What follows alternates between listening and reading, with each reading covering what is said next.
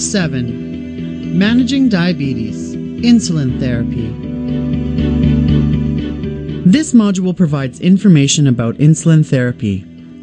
The goal of insulin therapy is to maintain blood glucose levels within recommended targets. This module discusses the types of action times of insulin, the most frequently prescribed insulin regimens, insulin preparation and injection technique, injection site rotation, and insulin storage.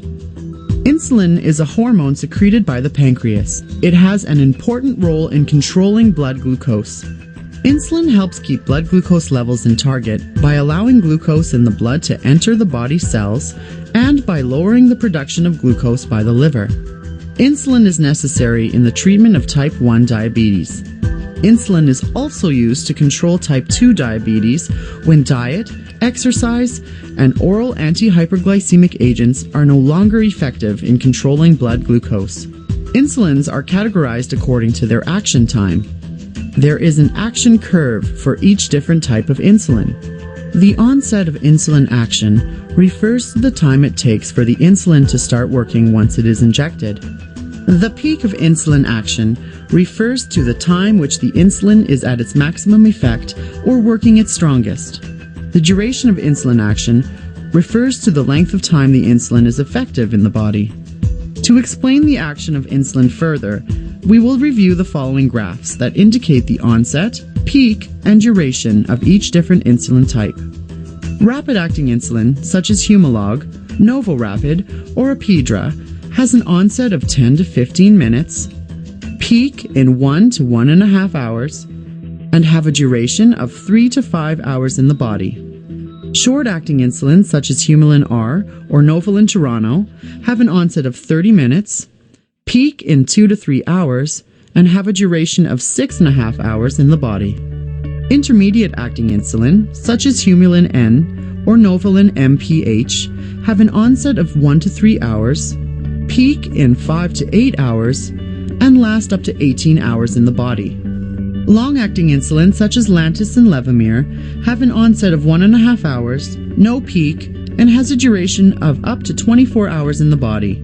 Note that pre-mixed insulin is a mixture of rapid or short-acting and intermediate-acting insulin, and have 2 separate peaks. Humulin 3070 and Novolin 3070 is a mixture containing 30% short-acting and 70% intermediate-acting insulin. The onset is 30 minutes, with the short-acting insulin peak at 2 to 3 hours, and the intermediate insulin peak at 5 to 8 hours. These pre-mixed insulins have durations of 18 hours in the body. Another type of pre-mixed insulin is Humalog Mix 25 or Novamix 30. These are a mixture of either 25 or 30% rapid-acting insulin and 70 or 75% intermediate-acting insulin. The onset is 10 to 15 minutes, with peaks at 1 to 1.5 hours and at 5 to 8 hours. It has a duration of 18 hours in the body. There are 3 different insulin therapy regimes that will be discussed in this module: BIDS, premixed, and MDI. BIDS stands for Bedtime Insulin with Daytime Secretagogues. This type of insulin therapy involves injecting long or intermediate-acting insulin once a day, usually at bedtime. This is combined with oral anti-hyperglycemic agents taken during the day to control blood glucose. Long-acting or intermediate-acting insulin can also be taken twice a day, with breakfast and at bedtime. Premixed therapy is another insulin regime. This refers to the injection of premixed insulin, such as Humulin 3070 or Novamix 30. Premixed insulin is injected twice a day, once with breakfast and then again at supper. A third type of insulin therapy is referred to as MDI, multiple daily injections. This consists of injecting either rapid-acting insulin, such as Humalog, NovoRapid, or Apidra, or a short-acting insulin, such as Humulin R or Toronto, with 3 meals a day. In addition, intermediate insulins such as Humulin N or Novolin NPH, or long-acting insulin such as Lantus or Levemir is injected at bedtime. Please note that rapid-acting insulin can also be used to correct elevated blood glucose levels. An insulin correction plan for correcting high blood glucose can be developed for a resident.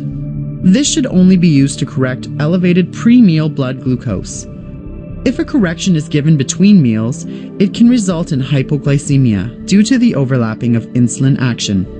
The proper handling and injecting of insulin is important to be aware of.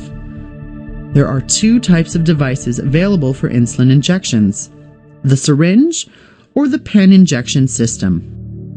Steps to preparing and injecting insulin. 1. All insulin doses must be independently double-checked by a second nurse. 2. Make sure the injection site is clean. A soap and water cleansing is sufficient. The use of alcohol wipes over time will dry the skin and place the resident at risk for deteriorating skin integrity. 3. Gently pinch the injection site tissue between the thumb and forefinger and keep it pinched until the injection is finished. 4. The insulin should be injected into subcutaneous tissue at a 90-degree angle. A 45-degree angle may be necessary for a thin person. 5. Do not pull the plunger back to check for blood. 6. Leave the needle in place for about 10 seconds to ensure the insulin does not leak out of the injection site. Mixing two types of insulin in the same syringe. Ensure that the cloudy insulin does not enter the clear insulin bottle. To mix properly, prepare the clear rapid-acting or short-acting insulin before the cloudy insulin. Lantus and Levemir insulins must never be mixed with another type of insulin. Note they are also clear. If one type of insulin vial is contaminated by another, the contaminated vial must be discarded because its time of action, including the start, peak, and duration, will have been modified. This type of contamination can hinder blood glucose control. If too much mixed insulin has been prepared, or if there are air bubbles present in the syringe, discard the insulin and syringe and start the process over. It is important to note that rapid-acting insulins such as Humalog, NovoRapid, or Apidra, as well as pre-mixed insulins such as Novomix 30 and Humalog Mix 25, are injected just before the meal is eaten. The meal should be started within 15 minutes of injecting this insulin.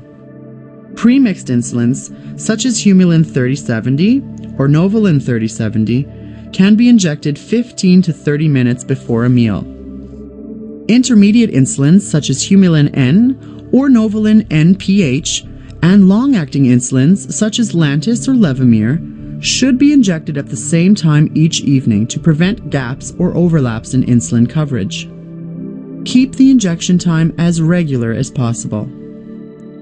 Injection site rotation. The rotation of sites is important to prevent lipodystrophy, which is fatty tissue buildup under the skin that can reduce the effectiveness of the insulin.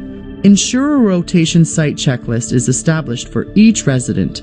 Avoid injecting insulin into a limb or part of the body that will be used in an upcoming physical activity, such as physiotherapy day, during which the resident may be more active than usual. The abdomen is the recommended site for consistent insulin absorption. When injecting more than 60 units of insulin, better absorption may be achieved by splitting the dose into 2 injections and injecting into separate sites. Here are some tips for insulin injection sites. Injecting cold insulin may cause pain at the injection site. Remember to give insulin at room temperature. Look at the condition of the skin. Avoid injecting into scar tissue, skin depressions, bumps, growths, bruises, blotches, and painful spots. Choose an area that will not be used for upcoming physical activity. Inject 1 centimeter or a ½ inch away from the last injection site. Other factors that may influence the absorption of insulin are heat, such as sitting in the sun or sitting in a hot bath, the depth of the injection, or massage at the injection site. The fastest absorption areas are the abdomen, followed by the upper arms, thighs, and buttocks. When injecting into the abdomen, use the right and left sides, almost everywhere except for 2.5 centimeters or 1 inch around the umbilicus area. If injecting in the arm, use the back areas of the upper arm. When injecting in the thigh, use the outside front and back areas. If injecting in the buttocks, use the upper fleshy part. Storing insulin. An opened vial or cartridge of insulin may be stored for up to 1 month at room temperature and should then be discarded. Record the date on the opened vial of insulin.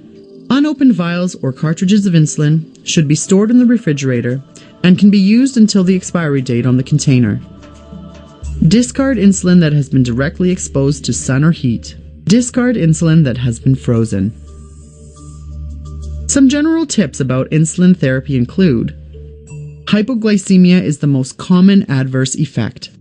The risk of low blood glucose is greater when the insulin action is at its peak. The carbohydrate content of meals needs to match the insulin doses to ensure optimal blood glucose control. Regular blood glucose testing is necessary.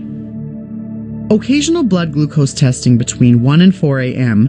may be helpful in detecting a nighttime low blood glucose, known as nocturnal hypoglycemia.